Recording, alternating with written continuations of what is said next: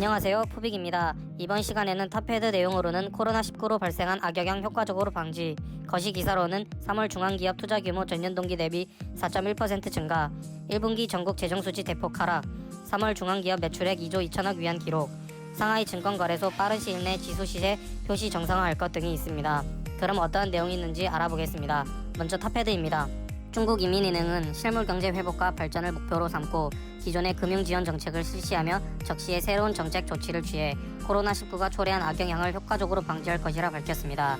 이어 인민은행 등 5개 부서가 공동 발표한 금융지원을 통한 코로나19 방역에 관한 30개 조치와 3천억 위안 규모의 재대출 등 금융지원 정책을 지속적으로 추진해야 한다고 강조했습니다.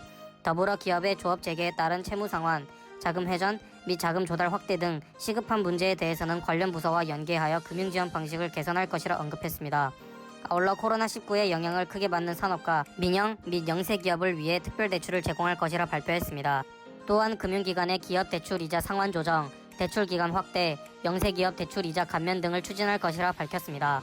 이어 인민은행 임직원의 방역 유무를 엄격히 단속하는 등 방역 조치를 실시해 코로나19의 확산을 미연에 방지할 것이라 표명했습니다.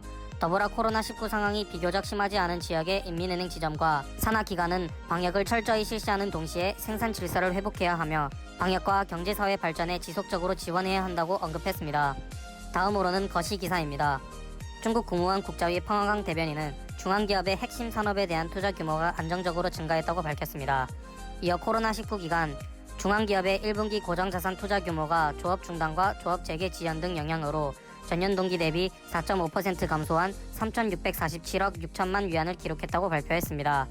반면 3월 중앙기업 투자 규모가 전년 동기 대비 4.1% 증가했고 월간 투자 규모가 정상 수준으로 회복되었다고 설명했습니다. 중국 재정부는 2020년 1분기 재정 수지가 코로나 바이러스 등 다중 요인으로 전년 동기 대비 대폭 하락했다고 밝혔습니다. 세부적으로 1분기 전국 일반 공공 예산 수입이 4조 5,984억 위안으로 전년 동기 대비 14.3% 감소했고 전국 일반 공공 예산 지출이 5조 5,284억 위안으로 전년 동기 대비 5.7% 감소했다고 덧붙였습니다. 더불어 여러 지출 항목이 전년 동기 대비 감소한 반면 위생건강 지출이 4,976억 위안으로 전년 동기 대비 4.8% 증가했다고 발표했습니다. 중국 국무원 국자위 펑어강 대변인은 중국 내 코로나19 상황이 호전되고 있으며 조업 재개가 순차적으로 추진되고 생산 활동이 빠르게 안정되고 있다고 강조했습니다. 이어 중앙기업의 3월 매출액은 2조 2천억 위안으로 1월 수준으로 회복했다고 밝혔습니다. 또한 3월 매출액은 2019년 월 평균 수준으로 회복된 기업은 43개로 나타났으며 1월, 2월 대비 감소폭이 10%포인트 이상 감소한 기업은 37개로 나타났다고 발표했습니다. 중국 상하이 증권거래소는 4월 20일 오전 CSI 300 등 일부 증시 지수의 오류 현상이 발생했다고 밝혔습니다. 이어 이상 현상을 발견한 이후 즉시 응급조치를 취했다고 발표했습니다. 또한 주식, 채권, 펀드, ETF 옵션 등 관련 상품과 ETF 청구는 영향을 받지 않았다고 덧붙였습니다. 이외에도 글로벌 시장 모니터링을 통해 시장 정상 거래를 보장할 것이라 강조했습니다. 중국 발개위 국민경제종합국 옌펑청 국장은 2020년 1분기 중국 경제의 마이너스 성장을 이전 데이터와 비교하는 것이 불가능한 일이라 밝혔습니다. 이어 올해 1분기 경제 성장률 하락은 중국 경제의 펀더멘탈이 반영된 것이 아닌 코로나19 등 돌발적인 현상이 반영된 것이라 강조했습니다. 더불어 1분기 경제 상황은 100년에 한 번 발생할 만큼 충격이 크다는 것을 가정하고 종합적으로 고려할 필요성이 있다고 언급했습니다. 또한 코로나19가 발생하면서 경제 활동이 멈췄고 세계 여러 나라의 경제가 정지 상태에 이르렀으며 무역 거래가 대부분 중단되었다고 덧붙였습니다. 중국 외교부 강성 대변인은 빌 게이츠 재단이 중국과 함께 코로나19에 맞서 싸우는 협력자라고 밝혔습니다. 이어 바이러스 발생 이후 중국 과학연구기관과 빌 게이츠 재단은 바이러스 방역과 예방 등에 대한 공동 연구를 진행해 왔다고 발표했습니다. 더불어 현재 코로나19 해외 확산세가 지속되고 있는 가운데 중국은 빌 게이츠 재단 등 국제사회와 방역 협력을 강화해 세계인의 복지와 전세계 공중위생 안전을 지키는 데 적극 기여할 것이라 강조했습니다.